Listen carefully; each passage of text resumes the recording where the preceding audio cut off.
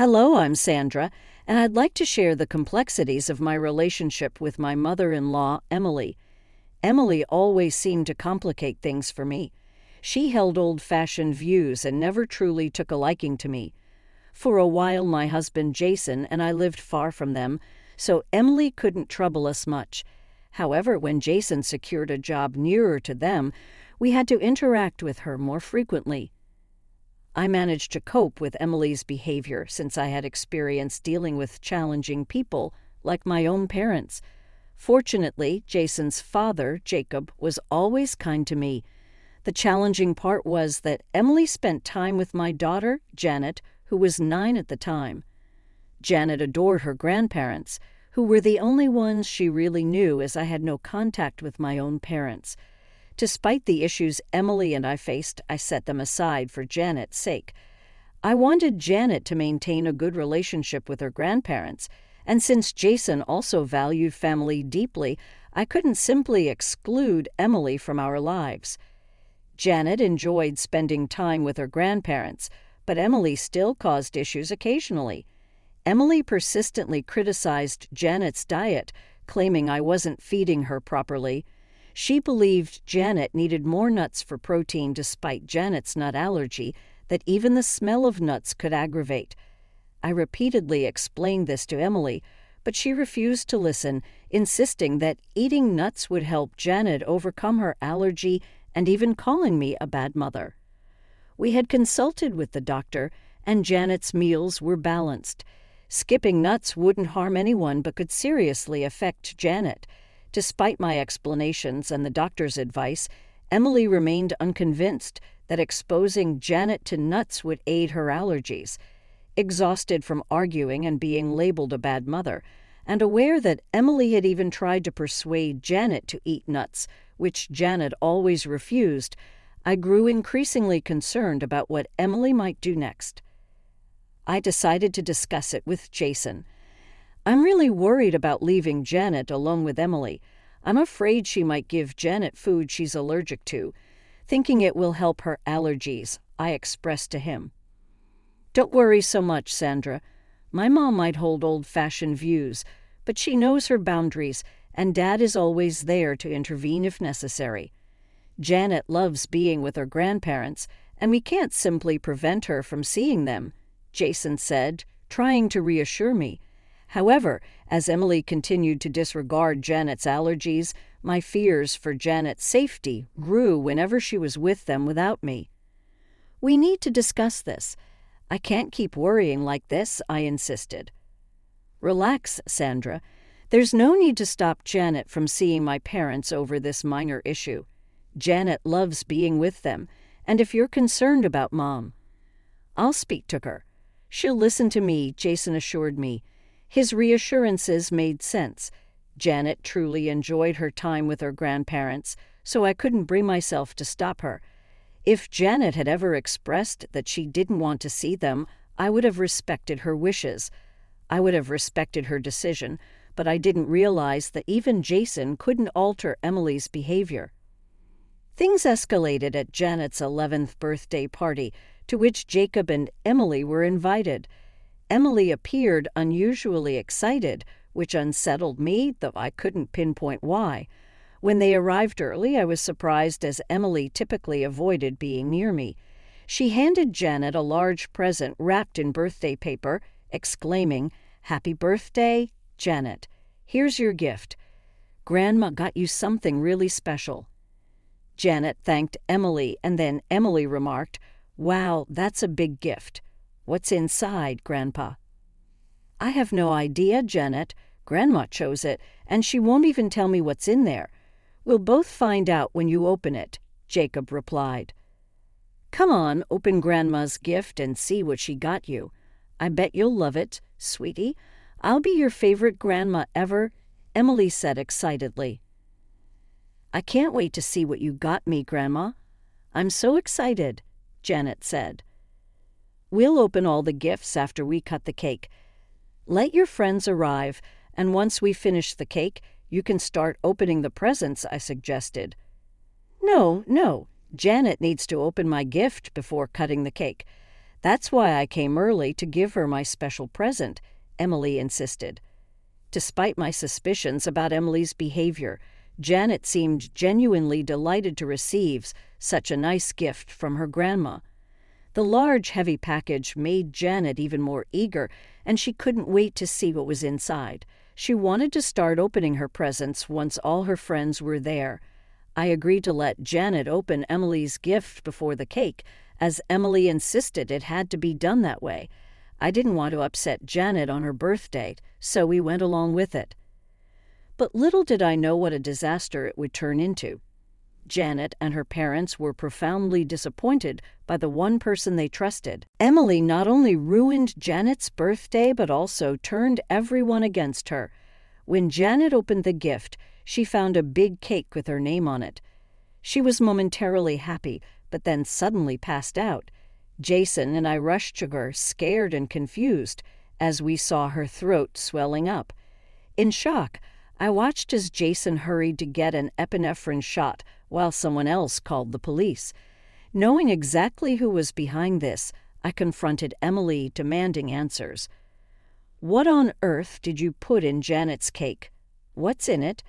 I asked, my voice shaking with anger and fear. Emily feigned ignorance, replying, "I didn't do anything, Sandra. It's just a regular cake. I don't understand what's happening. Maybe something you did caused Janet to faint. You've been neglecting her nutrition despite my warnings, and now she's paying the price." "Don't try to blame me. Janet was fine just a moment ago, and now she's having an allergic reaction. Tell me what you did to her, Emily. I hope you didn't tamper with the cake. You need to own up to your actions and take responsibility. Look at Janet. She's turning blue." I snapped back, ignoring Emily's excuses and focusing solely on Janet. I hurried over with the epinephrine I always kept on hand for emergencies. Although Janet's swelling subsided somewhat, she remained unconscious. It was evident that she needed to be taken to the hospital for a full recovery. The room was filled with concern for Janet. Tears welled up in my eyes, and even Jason appeared on the verge of tears. Emily, already crying, seemed frightened. At that moment, I decided to cut open the cake to see what was inside. What I discovered appalled me. I demanded explanations from Emily, questioning her judgment for incorporating nuts into the cake. "Emily, what were you thinking? You ignored my warnings and put nuts in the cake, endangering Janet's health. How could you be so reckless?" "I only wanted to help Janet, not harm her. I didn't appreciate you being so strict about Janet's diet. While it's true Janet might sometimes have reactions, I believed gradually introducing her to nuts could help," Emily argued. My frustration peaked as I confronted her. "Are you insane? Our daughter is allergic to nuts. She could have died from this reaction. Who gave you the authority to decide how to manage her allergies? Look at the chaos you've created." "I'm Janet's grandmother, and I have the right to care for her. She'll be fine. You're all overreacting. You're just trying to frighten me for no reason. I'm convinced this is all part of Camilla's scheme to make me look bad. But listen, Emily, if things go my way today, you're going to be in big trouble. Right now, all I care about is Janet's health," I asserted firmly. Just then, the ambulance arrived with paramedics. They attended to Janet and transported her to the hospital, with us following closely. The doctors informed us that Janet would need some time to wake up and would have to stay in the hospital for a day or two. We were all overcome with emotion. I broke down in the hospital, finding solace in Jason's arms. After regaining my composure, I called Jacob to inform everyone that Janet was no longer in danger. When I hung up, I turned to Jason and expressed my fury. "I'll never forgive Emily for what she did today.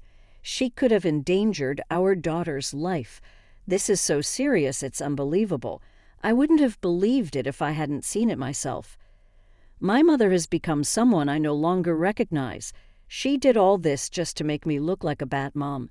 She pretended to care about Janet's well-being, but never considered the danger to Janet. Despite everything, she still claims I orchestrated it all. Today showed me how far my mother will go to tarnish your reputation. I'm so sorry I didn't see it sooner and didn't do more to shield her from us. I need to protect Janet from my mother's harmful influence. I failed as a husband and as a father, Jason said, beginning to grasp the gravity of the situation. Jacob, who had always been a supportive grandfather, was visibly distressed by Emily's actions. This time she crossed the line. Although she had escaped consequences before, we were determined not to let her off easily now. We resolved right then that we couldn't allow Emily to continue harming Janet. Her actions posed a threat to Janet's safety, and we could no longer tolerate her disruptive influence in our lives. Emily was no longer welcome in our family.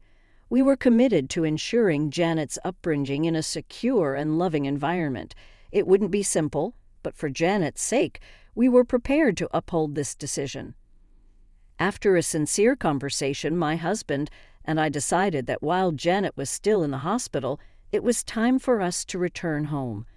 Jacob, Emily, and a few guests remained eager for updates about Janet's condition. This provided the perfect moment to confront Emily's behavior once we got home. 4 hours had elapsed since the incident, and in the living room we found Jacob reprimanding Emily, who seemed indifferent and preoccupied with her phone. The uncut birthday cake sat forlornly beside them, a somber reminder of the events. Despite my grief, I composed myself. When they noticed us, Jacob and Emily hurried over. "I just got an update," I said. "Janet is in capable hands and should recover soon. Although she remains unconscious, the doctors are optimistic." "Thank goodness Janet will be okay," Emily asserted. "I was so worried, but it looks like everything will be fine. It wasn't even a major issue. Janet will be fine, and her nut allergy will eventually disappear."